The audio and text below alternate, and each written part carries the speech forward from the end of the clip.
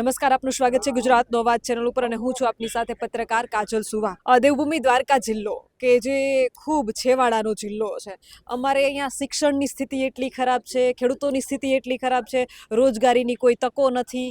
બીજું કે સિંચાઈ અને પાણીના ખાતર બિયારણના અનેક પ્રશ્નો છે। ચોમાસું આવે ત્યારે સાની ડેમની આપણે વાત તો કરીએ, પણ એ શોભાના ગાંઠિયા જેવી વાતો છે। અને રાવલ ગામમાં એટલું પાણી ભરાય, રાવલમાં ચોમાસામાં રાવલની સ્થિતિ જોઈ ન જાય, આખું રાવલ પાણીમાં ગરકાવ થઈ જાય।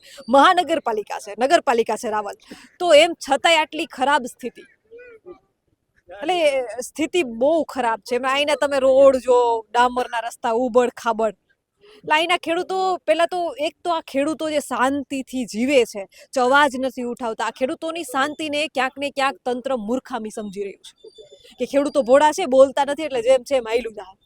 પણ હવે એવું નહીં હાલે। છેલ્લા 10-12 દિવસથી તમે જોવો દ્વારકામાં આંદોલનો થઈ રહ્યા છે।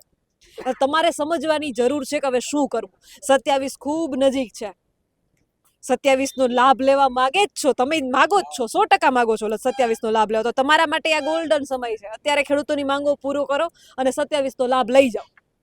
બાકી ખેડૂતોએ હવે સમજી ગયા છે કે 27માં શું કરવું જોઈએ ને શું ન કરવું જોઈએ। વધારે ખેડૂત મારી સાથે છે, જી શું કહેશો? પહેલા તો આપનો ખૂબ ખૂબ ધન્યવાદ। કાજલબેન એક સિંહણની જેમ લડે છે। અમે બહુ વિડીયો જોઈ, તમારા સુરેન્દ્રનગર બાજુ જોયા, જેતપુર બાજુ જોયા, એ બદલ પહેલા તો તમને ખૂબ ખૂબ ધન્યવાદ।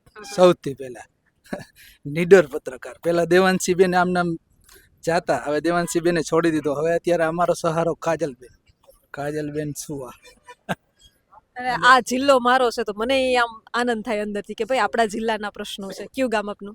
મોવણ જ મારું ગામ।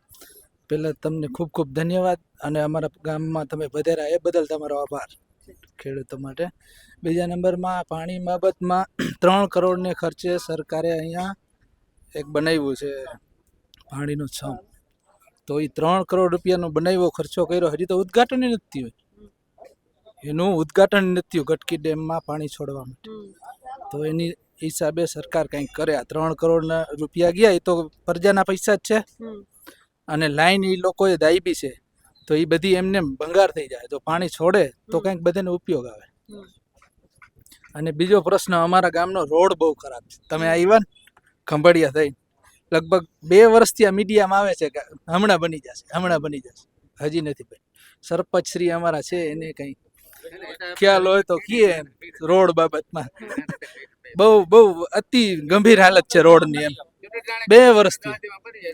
ગઈ સાલ ચોમાસા પહેલા એમ કહેતા હતા કે મંજૂર થઈ ગયો, હમણાં થઈ જાય, પાછું ચોમાસું આવી ગયું, અડધું તો વીતી ગયું।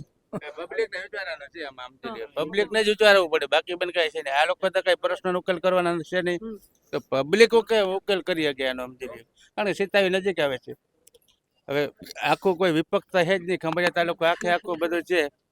અમે બધા હળંગ એક જ બટન દબાવજો, અમે બધા ભાજપ જ છીએ, બધા હતા। હવે શું કરું લ્યો, હવે આમાં બધા પબ્લિક સામે જ કહે છે કે હવે હિતાવી આવે છે, જો એમાં તમે બટનમાં ધ્યાન દો ને તો આપણા પ્રશ્ન ઉકેલાય છે, બાકી નકર જય માતાજી।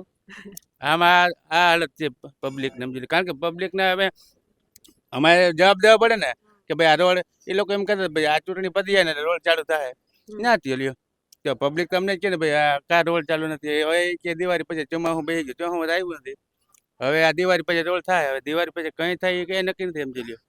તમારા ઉપરના સરપંચોની હાલત કેવી છે? તમારા ઉપરના હોદ્દેદારો તમારું સાંભળે કે ન સાંભળે? બધા સરપંચોની જનરલ ભાઈ સાંભળતા હોય તો આ ના થઈ ગયો હોય, એમાં કઈ આમ કઈ હતાળા નથી, આ રજૂઆત આપણે કરી હોય, સાંભળતા હોય તો એ ના થઈ ગયો, રોડ થઈ ગયો હોય, પાણી આવી ગયું હોય, તો આટલી બધી પબ્લિક કઈ ભેગી કરવાની જરૂર હતી નહીં।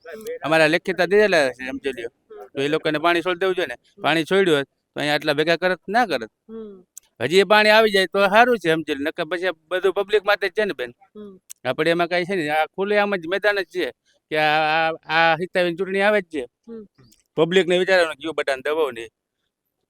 અમે બધા આમાં જ હતા। સરપંચ આવું કે છે એટલે સરપંચે બધા કંટાળ્યા તો છે, કંટાળે બેન, કંટાળે છે ને હવે કારણ કે સરપંચ ને ઘરે આવે ઉઠીને સમજી લે કે પાણી છે ને, સરપંચ પાણી આવતું નથી, હાલો પાણી દો, પાણી દો, એટલે હોળીનું નારિયેળ સરપંચ થાય, પાણી જ નથી વાવમાં, હમણાં અમે વચ્ચે એમાંથી ગાર કઢાયો સમજી લ્યો, હવે પાણી 15 દી આવશે, 15 પછી વળી આવશે ઘરે, ભાઈ પાણી આવતું નથી, કારણ કે અટાણે ઘરે શૌચાલય છે બેન, એક ઘરે મિનિમમ 200 લીટર પાણી જોઈએ, હવે પાણી જ નથી।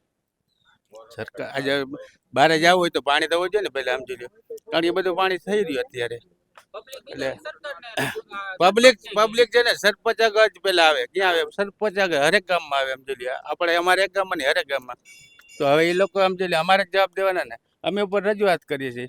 હવે રજૂઆત તો આપણે કઈ આખી થઈ જશે, ના કહીએ નહીં. તો અમે પબ્લિક એમ કે ભાઈ થઈ જશે એમ જોઈએ. હવે અમે પબ્લિક એમ કહી છે જો આ હિતાવી આવે છે છૂટા બટન ક્યાં દબાવો ને એ તમારા હાથમાં છે. સરપંચ આટલું બોલી ગયા એટલે તમે સમજો કે હવે સ્થિતિ આમ માથા ઉપર વહી ગઈ છે. થાકી ગયા, હવે કંટાળી ગયા. જનતા અંદરથી, જનતા ઠીક, સરપંચો હવે બોલે છે કે બસ હવે બસ. હવે પરિવર્તન અને આપણે કોઈ પાર્ટીની કે પક્ષની વાત નથી, પણ એવું માનવું છે કે તમે એક ને એક માણસને કાયમથી સમર્થન આપ્યા રાખો તો પછી ક્યાંક ને ક્યાંક એનું અહમ એમ થઈ જાય કે હું જ સર્વસ્વ છું, એમ મારા વગર કશું નહીં થાય. 1993 બેન કોંગ્રેસ આવી હતી. હા. 1993 કોંગ્રેસ આવી હતી. અટાણે આ થઈ ગઈ છે. સમજી ગયા? હવે ગમે બદલાવ જરૂરી. હા બદલાવ છે જ. બદલાવ જરૂરી જ છે હવે. દર 5 વર્ષે બદલવું જોઈએ. દર 5 વર્ષે તો જ કામ થાય. રાજસ્થાન જેવું છે હવે. ખરેખર પબ્લિક સમજીને રાજસ્થાન જેવું કરે ને તો બરાબર થાય. તો કંઈક કામ હા તો કઈ કામ થાય તો હારા કામ થાય. આ બધા ભેગું ના થવું પડે. પાણી આવી ગયું અટાણે. કારણ કે અટાણે પાણીની ખરેખર તો ઓલા બધા ડેમ હલતા ભર્યા છે. એ તો આપણે ખંભારી જોયું છે. અહીંયા ઓલું સિંહણ ડેમમાં પાણી ભર્યું છે. હાવ વરાખમ હોય તો ગટકીને હાની બે ડેમ છે હાવ ખાલી. અત્યારે એને ખરેખર પાણી છોડી દેવું જોઈએ. મારો એક સવાલ છે, કોણ જવાબ આપશે મને? ખેડૂતોના નેતા અને કૃષિ મંત્રી ગુજરાતના કેવા હોવા જોઈએ? સારા હોવા જોઈએ, કામ કેવા કે કામ ખેડૂતો કરે એવા હોવા જોઈએ.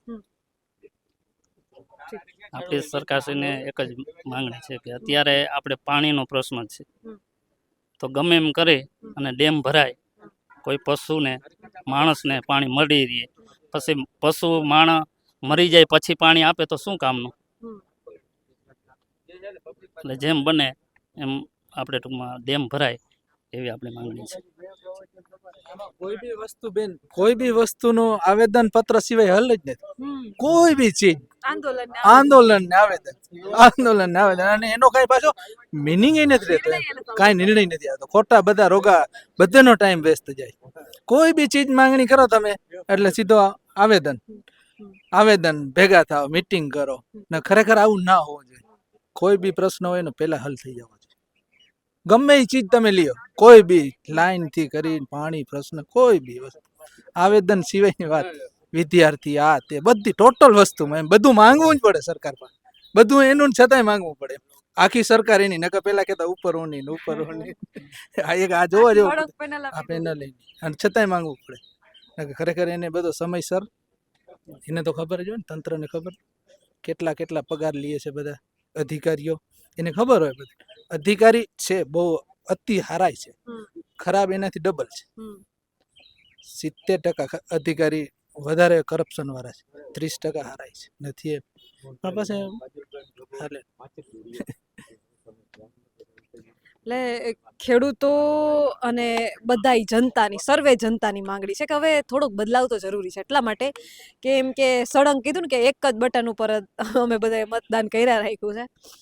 તો તમે જ્યાં સુધી બદલાવ કે તમારી માંગો રજૂ કરતા નહીં શીખો, અવાજ ઉઠાવતા નહીં શીખો, ત્યાં સુધી તમારા પ્રશ્નનો હલ નથી આવતો. ભાઈએ કીધું કે આવેદન ને આંદોલન, આ જાણે ઓલું સોશિયલ મીડિયામાં કેમ રીલ્સોનો ટ્રેન્ડ ચાલે એવી રીતે ટ્રેન્ડ ચાલે આવેદન ને આંદોલનનો. અને એમ છતાંય કંઈ થતું તો છે નહીં.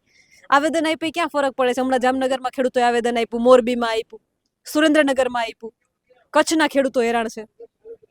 અને આ બધી પરિસ્થિતિઓ જોઈ છે, પણ કોઈ નિર્ણય ન આવે કે ખેડૂતોનો નિર્ણય તો ઠીક, પણ ખેડૂતોને તોય આસ્કારો મળે. તમારા વિસ્તારના સાંસદ ધારાસભ્યો આવીને કદાચ તમારી પાસે 5 મિનિટ બેસીને તમને પૂછે કે પ્રશ્ન શું છે, તોય ખેડૂતોને એમ થાય બટન દબાવ્યું તો બરાબર દબાવ્યું. એવું નથી અહીંયા. આના વિશે તમારું શું કહેવું છે? તમારા મંતવ્ય કમેન્ટ કરીને જરૂરથી જણાવજો. કેમેરામેન રાજ પરમાર સાથે હું પત્રકાર કાજલ સુવા. આપ જોઈ રહ્યા હતા ગુજરાતનો અવાજ, દેવભૂમિ દ્વારકાથી.